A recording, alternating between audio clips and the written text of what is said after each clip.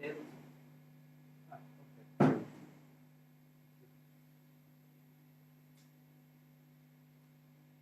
Okay, so good morning, everyone. Test, test, test. Not sure it's working. Test. Test. Test. I think. Can you hear me? And now? Okay, great. Thank you. So, good morning and welcome back to the lectures. Glad to see you all here. Yesterday, we started discussing first the earliest part of this. Remember the scheme I showed you yesterday? I told you this represents the unfolding of the so-called processing chain, where you have production of the multi-sensor data and then processing of such data to produce information which is intended for feeding the user's needs. Yesterday, we saw the basic concept of remote sensing in the physical world. We saw something about how the physical measurements are translated into data and the features of the data that are generated by such translation. And today we will delve a little bit deeper into processing. For the time being, we'll limit ourselves to a layer of processing which is not intended for delivering the final information, but just for reworking the data in such a way that the information becomes more accessible. Okay? Then we will take one further step towards final production of information, focusing on one example, which I know best, which is medical investigation. Okay, so determining what is located on your surface. So talking about that, let us spend a few more words about the data, because yesterday we discussed its, its features, but I would like to give you some more clues about how the data actually looks, including some of the features that we touched yesterday, but we didn't discuss very deeply. Okay, so for example, one important point is data and metadata, in the sense that you may remember yesterday I showed you this scheme where I said we have two spatial dimensions. Okay. You can imagine them as a sequence of, on the one side, the physical advancement of the platform, and the other side, scanning of the use of multiple sensors. These joint devices will generate sweeping basically on the surface, which gives you two spatial coordinates. Actually, you may also remember that this is not north to south and this is not east to west. Right? So when the data is actually physically generated by the motion of the satellite, you don't get anything along the cardinal axis, because the orbit of a typical Earth observation satellite is 0. Okay. So between the data which is actually produced by the satellite and the data which is distributed to you when you download it from the portal that you saw yesterday, there's an intermediate step which is called geometric correction, which we will see briefly later in this lecture, which is aimed at basically reprojecting this data into is oriented north to south and east to west for the convenience of the user. Okay, so the data that you download typically is not directly the data that was generated by the satellite, but it has been reworked a little bit to make it available in a grid where you can have the cardinal directions of the resultant and the vertical axis. Okay. Whereas the distinction of the spectral axis is still there, but it's untouched. Okay. That is instead the subject of the processing, which is called the radiometric production. Anyway, whatever it may be, we have an array of measurements. The example of a figure that I usually use with my students is that of a filing cabinet with so many drawers. Okay. In a typical, every drawer represents a pixel. Okay. So you can imagine this structure as something like this, where every drawer is associated with a pixel. And when you pull the drawer, you find numbers, and these numbers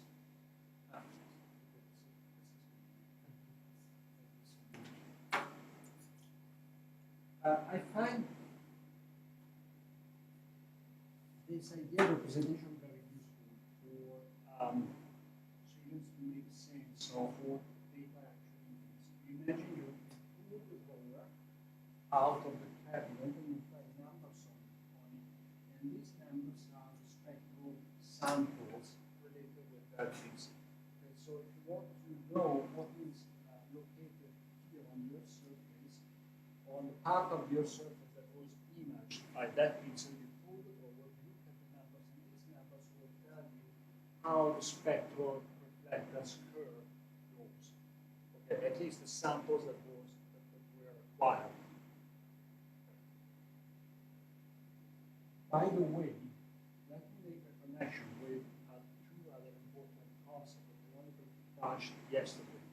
When you pull the drawer and you look at the numbers inside it, the sequence of those numbers provides you support spectral information.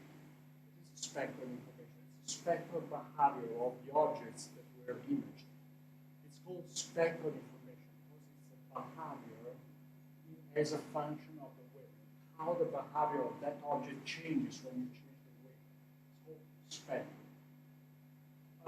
Yesterday, we also briefly touched on a different type of information you can find hidden in these units. Do you remember what it was? Yes, you do. It's on the slide. One is spectral information, and it regards one pixel. But if you broaden your view and you look at the surrounding pixels, what do you see? Sorry? Spatial, yes, spatial information. The information doesn't sit just on one single pixel. On one single pixel, you see the spectral information, which is an important piece of information. But if you broaden your view and you look at the surrounding pixels and you compare every pixel with the surrounding ones, where the neighborhood may be small or may be big, depends on what you're searching for. But this is all spatial information. Okay. What you get is an idea of spatial patterns that are there in the image, which are useful to distinguish different, for example, different types of land cover, which spectrally look similar because they are, for example, soil vegetation. But I can distinguish one type of vegetation from another by the fact that there are slight changes between one pixel and the next, which I can only see if I look around, not just one pixel. That is spatial information. Okay. And this seems like a philosophical distinction, but it's very important in practical terms. Because what spectral information can tell you, what spatial information can tell you are different things. When you work with spectral information, you get information about that specific, about the chemical composition of that specific object. But if you want to learn something about, for example, homogeneous versus inhomogeneous Nagpur types, like the example of the medias that I could make others. For example, the distinction between regular plantations rather than natural vegetation. This is also a matter of spatial information rather than spectral information.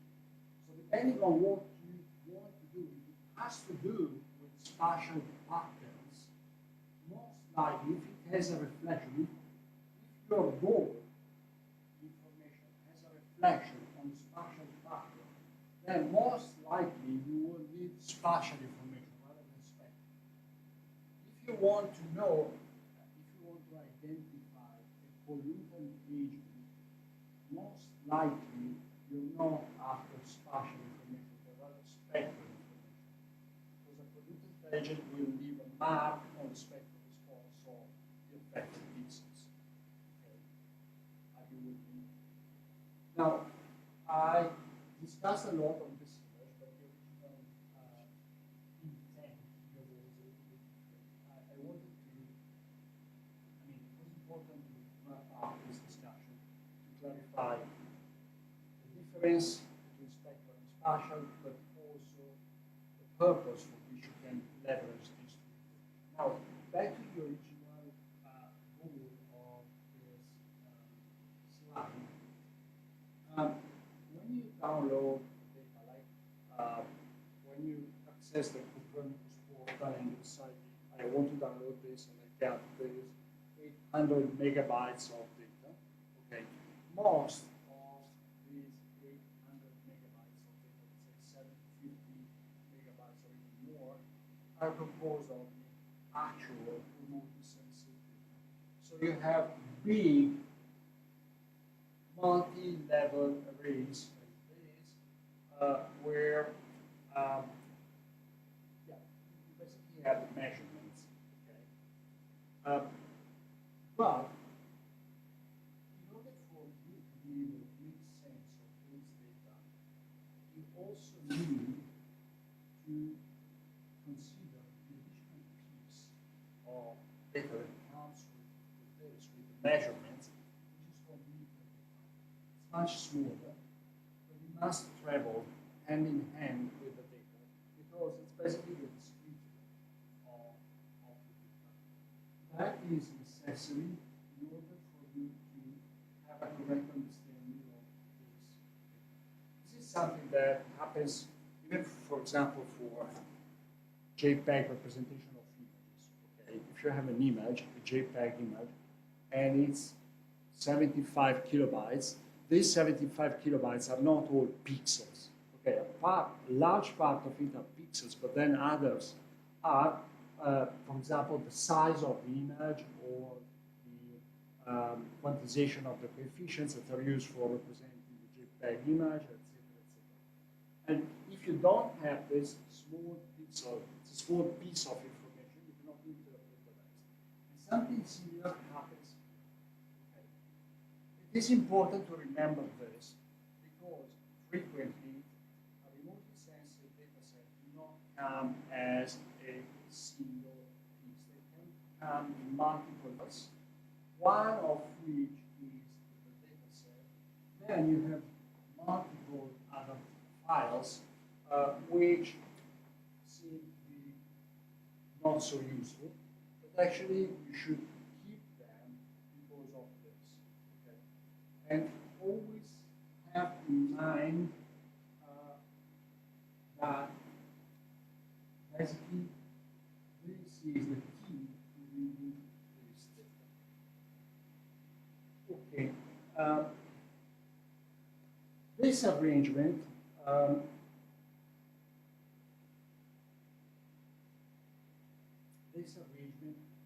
data in the form of matrices with rows and columns is a natural consequence of the way the data is acquired. Okay?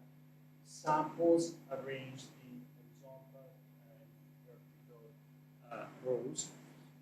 That's called raster format. I think this is something that you already heard of. raster. Um, we call it raster because in geospatial processing, you frequently have to do with another type of data, which is called vector data. Okay. Remote sensing data typically comes in support raster format, but we also have a support vector format, which is other sources of data which are not remote sensing data, but are still important for your purposes. So, like, for example, if we go back to the original scheme here, okay, you may notice that we have remote sensing data here, but we also have this box here, which is the reference data. This reference data doesn't come from the sensor, it comes from elsewhere, unspecified, unspecified because it can be many different things. Typically, these are additional pieces of data that help you interpret the remotely sensing data set. Like, for example, they can come in the form of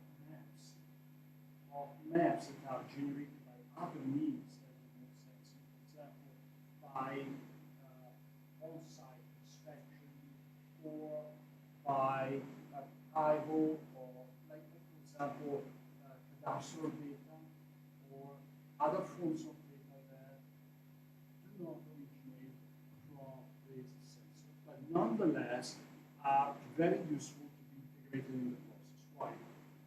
Because, for example, if you know, like if you're thinking about a city, or you're thinking about agricultural land, on which you want to do some processing, like for example, you want to assess which crops are grown where. The task is easier if you know the boundaries of each field. So you don't have to fight against the problem of distinguishing where one field ends and the next one starts. If you know from other sources that this is the extent of the field, and most likely all these pixels contained in this field are on the same plot, then you can more effectively cancel the error which is naturally superimposed on your readings. Okay. So I know this is all the same plot. I don't know what plot it is, but I know it's all the same plot. So I know that if the readings are different, I can, for example, do what I assume is still effective thing, like averaging the readings, because I know I'm averaging homogeneous samples. I don't know what I'm searching for. I know what I'm searching for. I know what it is. But I know it all should look the same, so the differences are making the errors. So if the reference data suggests me something like this, it can facilitate my processing. Okay. So what is vector data? I talked about OpenStreetMap with some of you yesterday.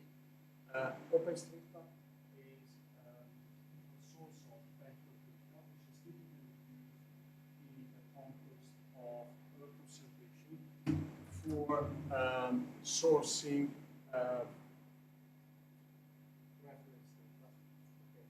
So take into account this OpenStreetMap.org. If you are in need of reference data for your data set, yes, one more example from the discussion yesterday. One more example of why reference data is important. Reference data is very important for another purpose, which is that of tuning your algorithms. If you're searching for something and you know where examples of that instance are located, one of the big problems, in Earth observation data processing is exactly the lack of reference data. If you're seeking to classify a certain type of crop, identify a certain type of crop, typically you will need examples of how that crop looks like in the type of data that you are using. Okay, there's no universal solution. Even if you have typical spectral response of that crop, which comes from an archive, it's still frequently not enough because you don't need the general behavior of that crop, of that Nagpur type. You need to know exactly how that translates into your data set. Okay, into the data set that you are using. Theoretically, it's easy. It should project in a straightforward manner, but it's never like that. Okay, so the most effective way of approaching the problem of tuning the algorithm, it applies not only to deep learning or machine learning approaches, but also to the classical ones. Okay. You always have to tune some way or the other the algorithm that you're using to identify that relevant type of surface cover in specific type of data that you are using. And the reference data is a typical source for that type of information. OpenStreetMap, I used it here to illustrate the concept of vector data, but it's actually a practical source which you can address to in order to see whether the data that you're interested in can be found there. The example here was from the urban applications, and this is my hometown. I used it to illustrate that I like remotely sensitive data, which features a inherent resolution. Okay, so, for example, Sentinel-2 data, which we saw yesterday, we didn't download it, but we saw it. It gives you pixels that are sized 10 times 10 pixels, highest resolution. So that's 10, that's it. If you zoom in, you just get bigger pixels. But in the case of vector data, you have no predefined resolution. So as far as there's information in the repository, you can zoom in to the extent that, for example, you can distinguish the individual building, in this case, or the individual field. Or if there's sufficient information, you can even distinguish in the boundary of the field where the field ends, and then when the next field starts, and that's no one is laying. This is typical of vector data, and most environments, most geospatial data processing environment can understand both types of data and handle them at a time, and convert one type of data into the other. Okay. We don't have much time to go into the details of this, but please be aware that we have these two words that coexist in Earth observation data processing. Raster because of Earth observation data generation, and vector because of data from other origins, like in a field you describe the corners, and that's a description, that's a vector description of the field. The rest of the information comes as a new sequence. Okay. Now, I don't think I need to still do this. Is everything clear so far? Did I say anything new with respect to what you do? Because this, in Earth observation, this is quite basic, right? So I don't want to think it was useful to make up our minds about, especially if you don't have practical experience about Earth observation. I think this is useful to make sense of these.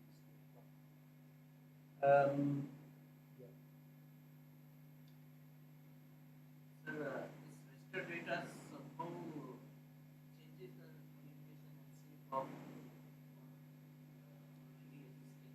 existing last slide. You mean? Go back to last slide. Yeah, yeah. This one. Yeah. So this raster data on top, we can see there are some distortions. Yes. Definitely. I mean, when you view this together, you see environment, raster and vector data, and frequently you have to, because there's no other choice. That's always distortion. You can call it distortion, or you can call it error, or quantization error. Any of you has a background in signal processing, you may understand the expression quantization error. With vector data, you can be almost infinitely precise about the location of the object because you're not bound to be either in one pixel or in the next pixel. You can describe exactly the location of the object. Okay. So, let's see here. In this case, I have the location of wells. It's described by its coordinates. Okay. It's not a matter of selecting one pixel or the other. It's okay. The object is located exactly here. So that's the reason why in this arrangement I have correctly infinite precision. As long as I can add decimals to the position, I can further specify the location of the object. Okay. But when I have to do with vector, with raster data, I'm forced to place the object either in one slot or in the next one, or in each one. It's quantized. Okay, so there's no third way in between, either here or there. So this leads to the generation of an error when I have to forward vector data into raster data. Because if it's in between, I have to make a choice. And if I put it here, I'm making this error, I'm adding this error. If I put it here, I'm adding this error. And there's no way to make it zero. Okay. So, yes, definitely. When I mix vector and raster data, I'm adding errors to the data, I'm adding noise to the process. But most frequently, the advantages of merging information overlaps the disadvantage of adding error. Okay. So it's fine to do, and it's commonly done. Yeah. Now, why I was.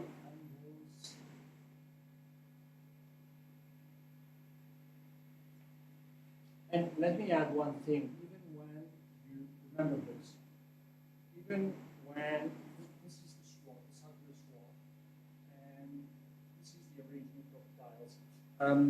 But actually, this is how it works with sync. Basically, what I do is I split the Earth surface into a regular grid with arrangements, obviously to take into account the round shape, the spherical shape of the Earth. It's quite a complicated sort of. I myself I don't exactly know 100% of how it is, but still, in a local context, you can be sure that the result of this operation is that when you take a simple tile, 100 kilometers times 100 kilometers, it's being reworked to be oriented north to south and east to west, okay, which is very useful for handling the data in a practical application. But this is the result of taking a swarm of satellite and reprojecting every single pixel into a location within this regular north to south, east to west grid. This process is called grid sampling. And grid sampling also involves network. Okay. This is one more thing we when we download data from the portal, we don't download the original data. Those data are not accessible in most cases. In some they are, especially for greater data, because they can be useful for some types of processing. But in the case of Sentinel-2, you don't access the layer behind this. You just access the tile, and the data in the tile has already been reprocessed.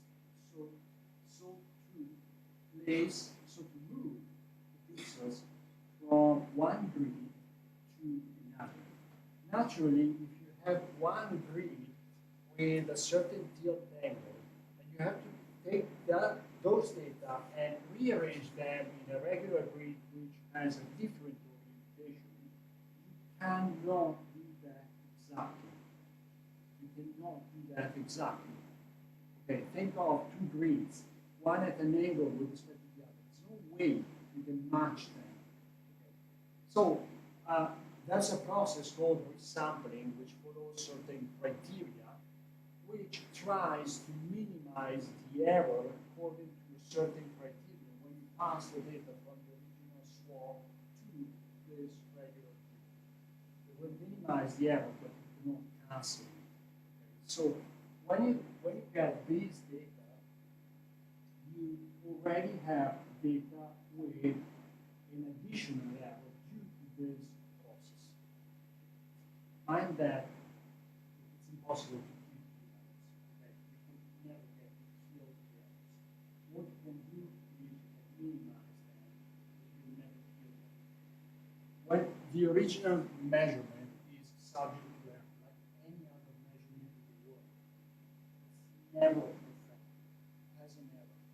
What you need to do is to try and avoid building more errors on top of that.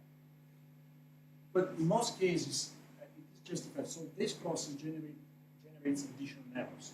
If you combine this data with vector data, you generate additional errors. And this mount up. One of the things that you need to take care of, remember this is important. So sometimes I see it is overlooked, but it's very important. Every time you work with the data, every time you rework the data, every time you project the data, whatever, you add a little bit of error. Okay, remember that. Be aware of this. Okay.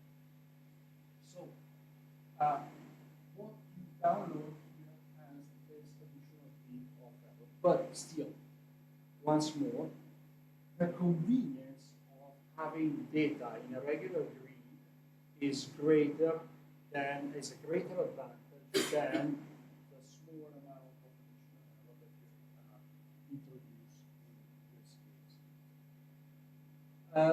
Another concept that I briefly touched on yesterday, but without explaining it too much, is the concept of data levels. Let me see.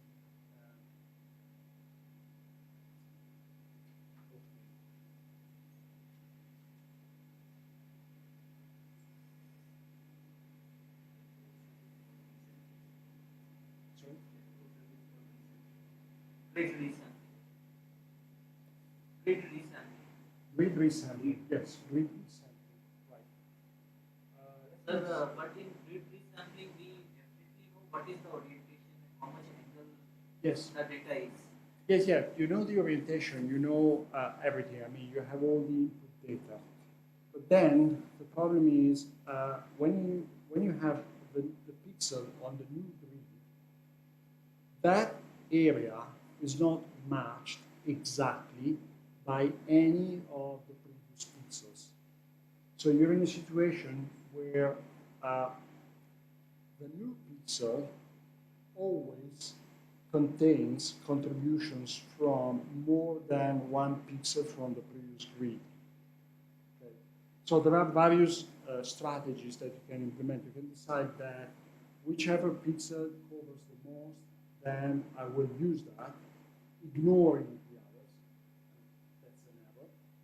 Or I can decide I interpolate, but as you know, interpolation doesn't mean finding a correct value. Interpolation means trying to guess the best of your possibility value. There are more complicated approaches, like you can consider more pixels and consider the local interpolating spline or a polygon, polynomial of a certain degree, etc., etc. There are various ways you can do that, but you can never find the correct value for that pixel. It's always an approximation. And the difference between the ideal value and the approximation with which you come up is the error you're adding on top of your data. And how many such small grid, in one grid, how many such small transitions, how many such small pixels are Generally 4. Most likely 4 in some cases. This is quite easy to see. If you imagine trying to fit one grid into the other, in most cases, one slot from one grid will cover 4 slots from the other grid to various degrees, but the number is generally 4. Okay, let me show you one thing.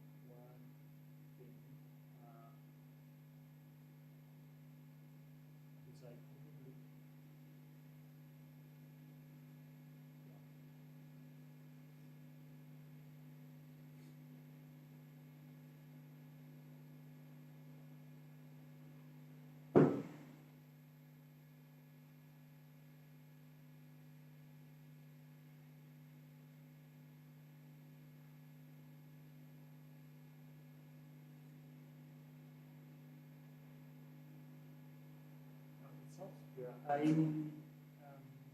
was, yeah, it's probably here. Yes.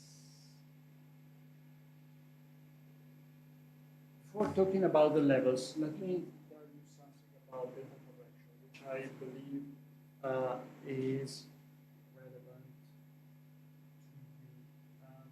I briefly mentioned that the data we consider either goes 2 main correction steps, one being algorithmic correction, the other one geometric correction. Now we discussed geometric correction. One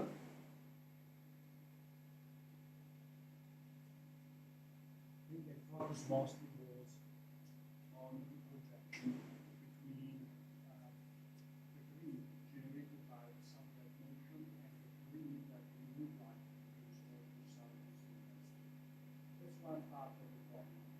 There are other parts of the problem, a geometric problem, which is not just the orientation, but also the fact that the Earth rotates while the image. So you have additional distortion, not just the angle, but also shift. But one more important component is so-called geometry of acquisition. So the fact that, first of all, satellite may be looking straight down, which is the general case, but it may also be looking at an angle here, which generates foreshortening distortion that needs to be corrected. But even for mediate looking satellites like Sentinel, okay, you have first of all you have the fact that you're looking straight down only on one line. All the other lines are at an angle. So think of it. Yesterday, I mentioned that the swap rate of Sentinel is 2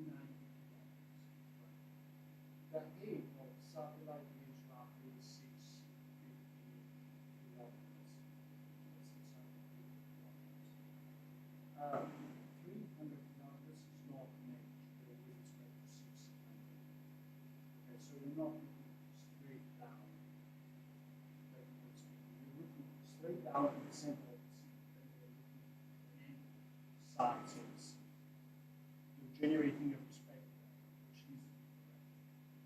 Okay. One more element is the fact that you're looking at the perfect sphere. Locally, you're not looking at the perfect plane. You may be looking at a perfectly flat area, but that's an exception. The rule is the Earth changes in elevation locally. And that adds to the geometric distortion, which is involved in your data. So when you acquire the data from the satellite, you project it down to the Earth, assign locations to various pixels. You need to do this geometric progression, which is a little bit more complicated, but that's skimmed over because it's not the subject of the course. But I want you to be aware of that. The data which is generated by the satellite is not ready for use, not at all. You have to, first of all, implement a so-called geometric correction, which basically places all the data samples in their correct location. And that's not easy, not at all. Okay? So this is matter for experts of that operation. So generally, geometric correction is done by the data producer themselves. And the type of data that you get is already corrected.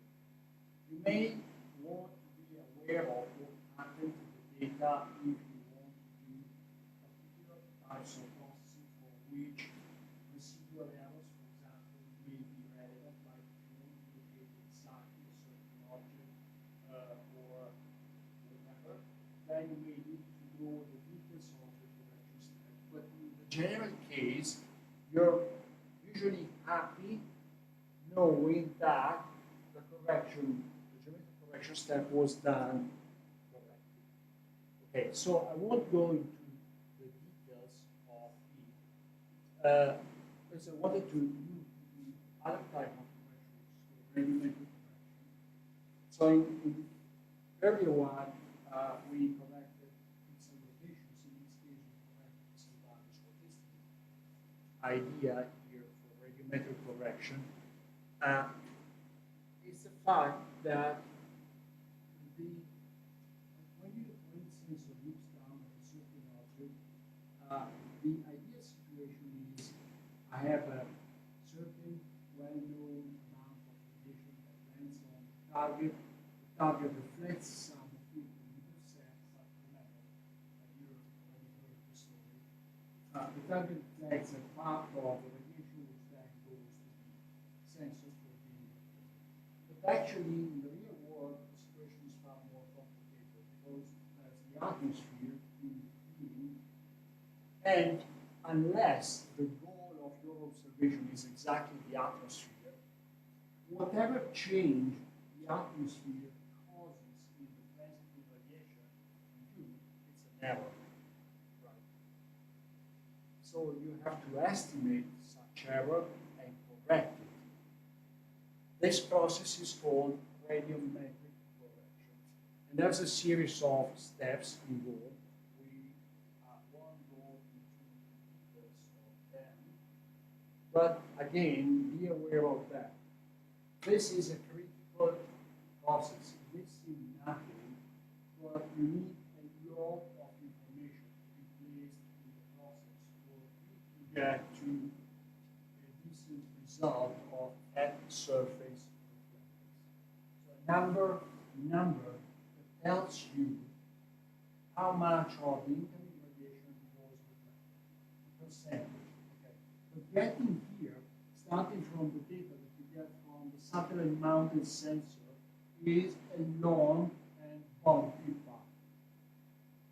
This is another truth that we say about Earth observation data.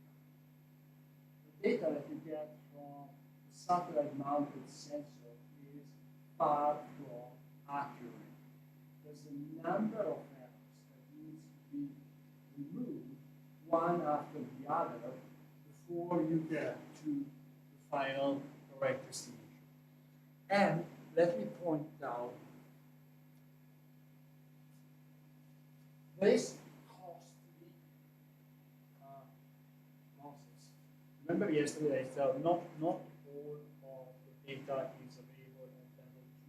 Why? Because the process is costly in terms of input data and in terms of processing cost. Not all of these operations may be always necessary. If you want to use a very robust approach to information extraction from remotely sensitive data, like your own eyes,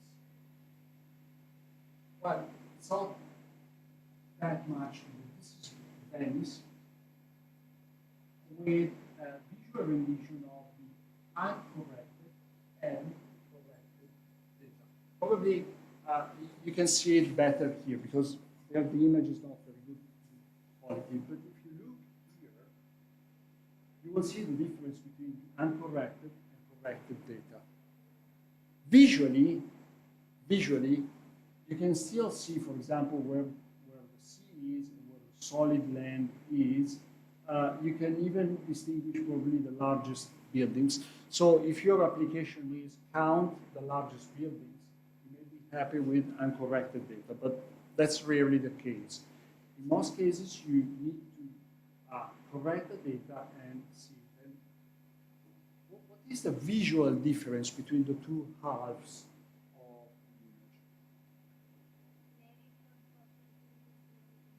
the image? Sorry? The clarity, yeah. What is found here which you don't see here? Sort of haze, right? That haze is the visual rendition of a measurement error. Okay, what is this measurement error? It's radiation that the sensor is measuring from the scene, but it actually doesn't come from the scene itself. It comes from the atmosphere. Why? Well, because the atmosphere is adding its own radiation on top of whatever the satellite is recording from the scene itself. So if you do a correction step, then you will see that visually the haze will disappear. But this is just a visual rendition of a physical fact. I estimated how much radiation came from the haze and I subtracted it. Okay. Now we can get back to the previous presentation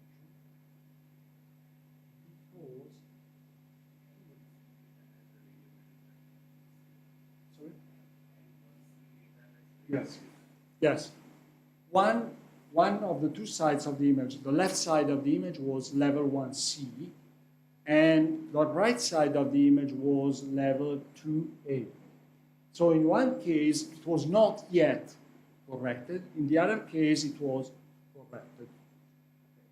Radiometrically corrected. So that brings us back to the previous presentation where I said data levels. We only saw two examples, but you can see there's a long path between the data, the raw data generated by the satellite, and the fully corrected data that you download to use in your processing. And lower levels, like level 0 and level 1, level 1B data, etc., are not generally distributed because they are so much affected by errors that you may not be interested in them. So you leave the data producer to do their job and raise the data to a level which is generally usable by general user, okay, which in the case of Sentinel-2 is level 1C, Then the concept of level of data extends to further up, where you have support variables mapped. In this sense, in level 3 or level 4, there are various levels up here, depending on the distance that you, on the ideal distance that you put between the original data and the information that you derive from them. So, like for example, well, you saw level 2A data yesterday. Level 3 data variables now could be, for example, the density of vegetation. Okay, that's not remote sensitive data anymore.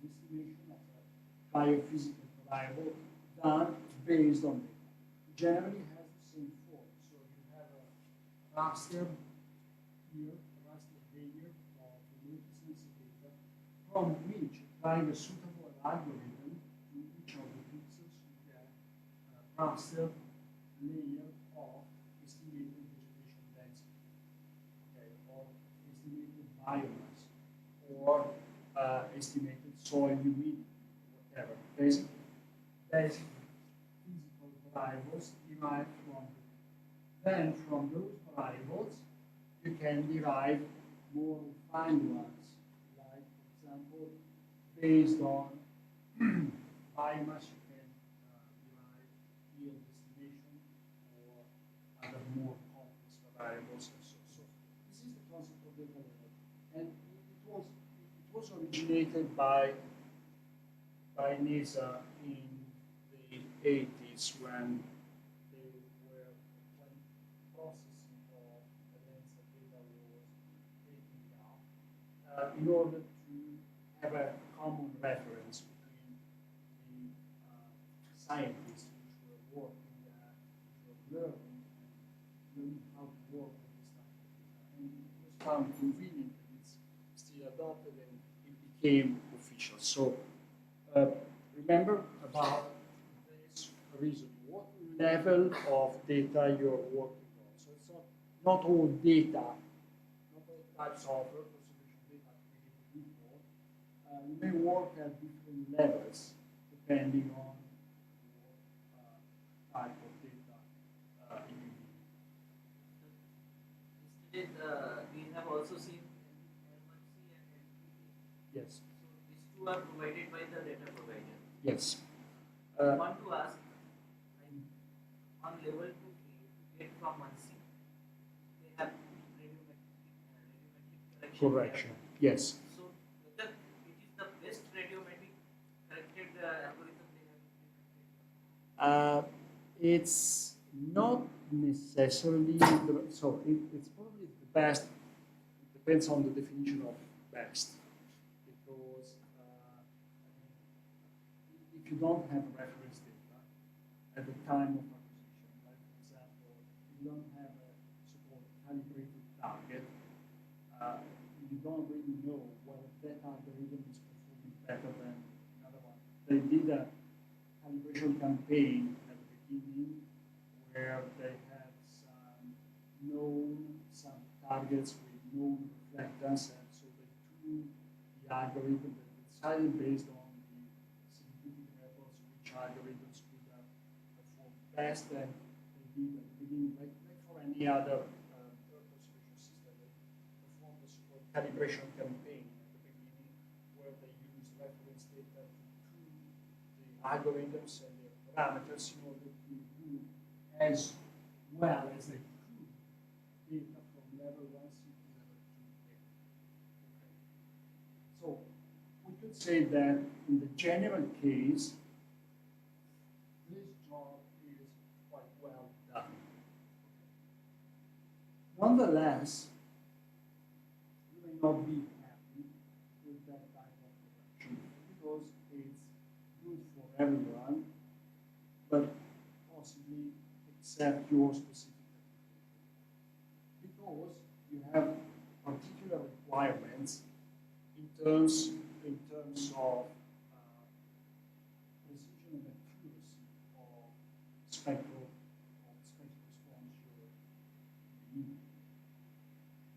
you may not be happy with that. You may want to do your own correction. That is the other reason why level 1 C data is available. So, no question. That is why level 1 C data is available, because you may want to do your own correction.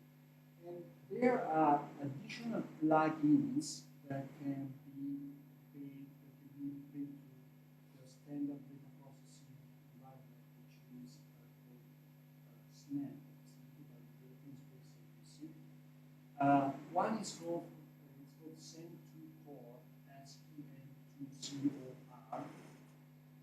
which is designed to do exactly this, to bring level 1 C to level 2 C. It does the job using your own input data. So you want very precise, very accurate, very everything data in your study area of interest. Now, you need to get reference data on that area, otherwise you're doing worse, not better. Okay. So you install local sensors, for example, a sun spectrometer, a sensor of atmospheric scattering, but all the suite of sensors that lets you describe the atmosphere to the level of accuracy that you need. And then you take this data, you put that, you take level 1 C data, you take this data, you put them into the algorithm, and you get a better correction than the standard one offered by the ESA. Okay. But you need to have good reasons to do that, because it's very expensive and time consuming. Okay. So in the general case, you're happy with level 2 A data. If you have special requirements, then you step back one level, you generate your own correction data, and you do that yourself. It's feasible. Okay.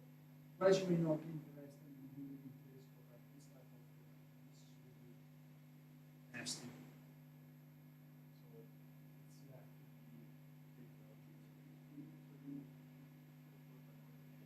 So it's left to be SEN2COR. SEN2COR. There's another one that I don't remember the name now. I think there's a Python version of it. There's a Python version of this. It's open source, so it's usable by anyone. Okay.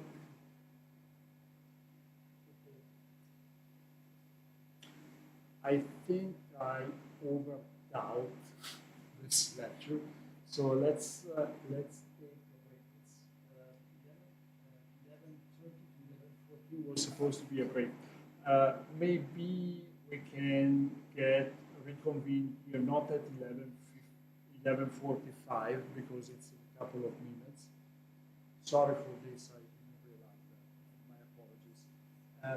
We can reconvene at 10 to 12, if it's okay for you. Approximately 10 to 12. Okay. I won't scold you if you're not back exactly on the beat. That is me, either, probably. Thank you.